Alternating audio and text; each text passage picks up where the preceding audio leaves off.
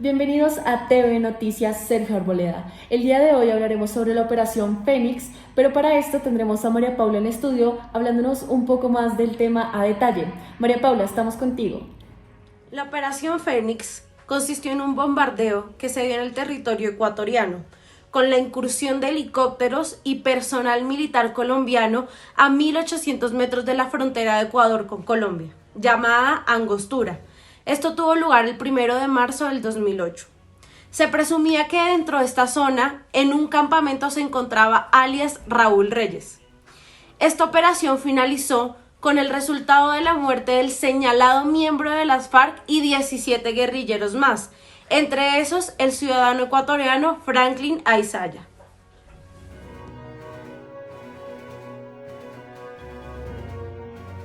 Muchas gracias. Ahora volvemos con Valentina en el estudio, que nos va a hablar de la responsabilidad del Estado por hechos internacionalmente ilícitos.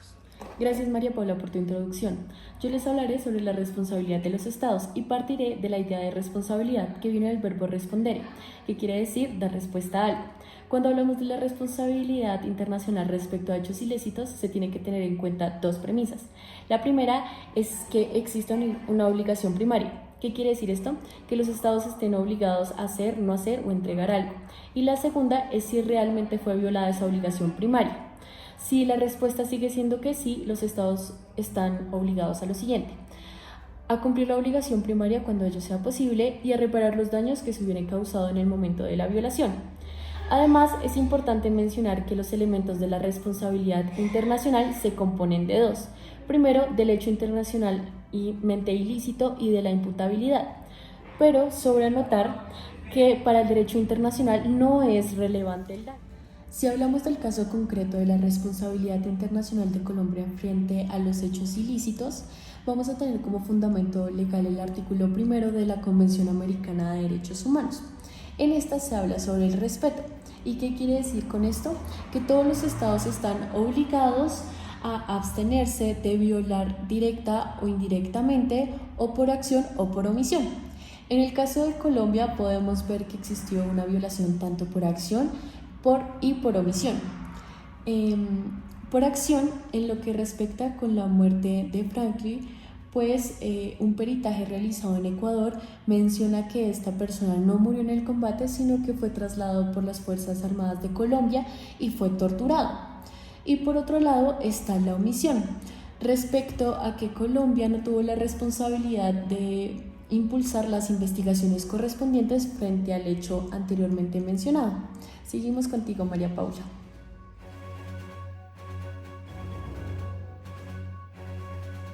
Ahora le doy paso a mi compañera Sara, que es una dura y nos va a hablar de la responsabilidad por violación de la soberanía. Responsabilidad por la violación de la soberanía de los estados, en este caso específicamente por la Operación Fénix.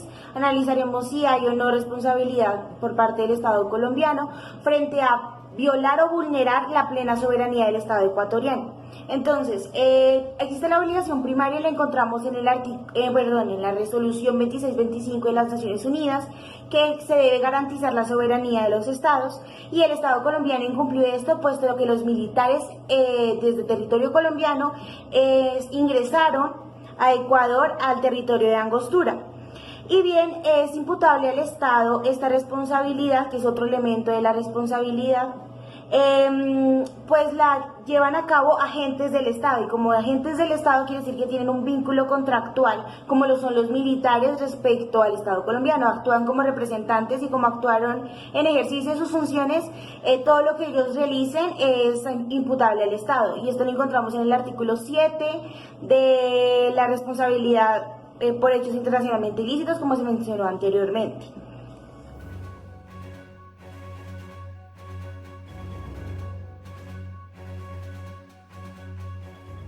Es clarísimo que las fuerzas militares colombianas pasaron la frontera con Ecuador. También es claro que se ejerció el uso de la fuerza en el momento del bombardeo, y además de eso, las fuerzas militares colombianas decidieron tomar medidas de aseguramiento, confiscación y levantamiento de cuerpos sin el permiso y sin el conocimiento del gobierno ecuatoriano, donde se está faltando al artículo 19 de la Carta de la OEA, esto refiriéndose a la intervención en asuntos de otro Estado.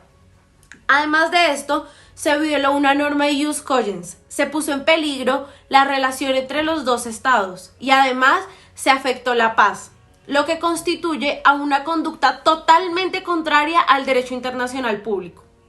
Por otro lado, es de conocimiento que hace parte de la obligación del Estado y de sus fuerzas militares velar por el bienestar tanto de nacionales como de no nacionales, y es por esto que se violan los artículos 19, referido al uso de la Fuerza Armada, y 21, referido a la violación territorial del capítulo 4 de la Carta de la OEA.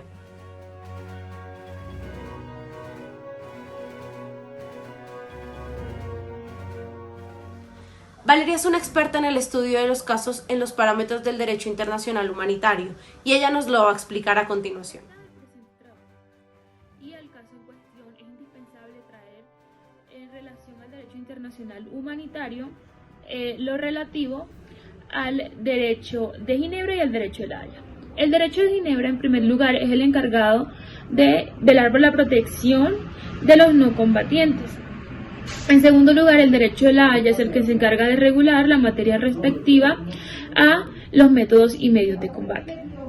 Y en primer lugar, el derecho de Ginebra está comprendido por tres principios. En primer lugar, tenemos el principio de proporcionalidad, luego tenemos el principio de necesidad y por último tenemos el principio de distinción.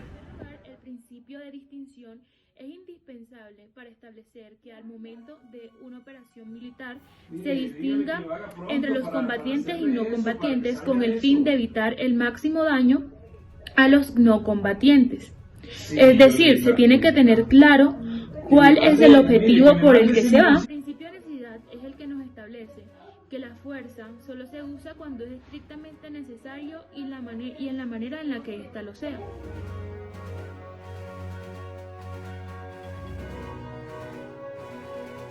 Por último, Sara y Valeria nos explicarán la inclusión de los parámetros de deberes de los estados y demás a partir de las resoluciones de la ONU.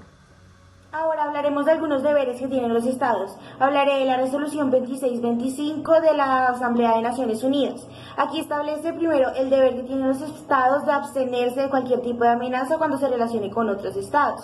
También está el principio de igualdad y la libre determinación de los pueblos, el principio de que cumplirán de buena fe sus obligaciones y la obligación de contribuir entre sí.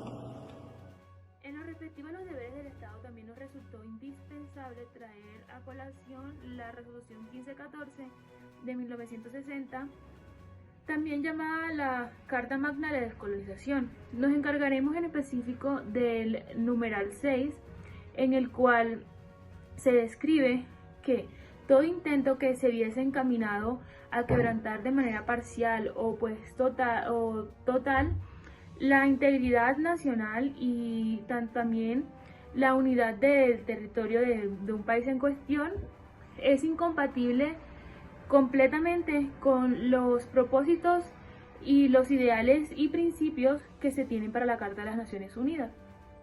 Siendo así, esto lo vemos realmente vulnerado al momento de Colombia por medio, en representación de sus fuerzas militares, se adentraron al territorio ecuatoriano para llevar a cabo la Operación Fénix.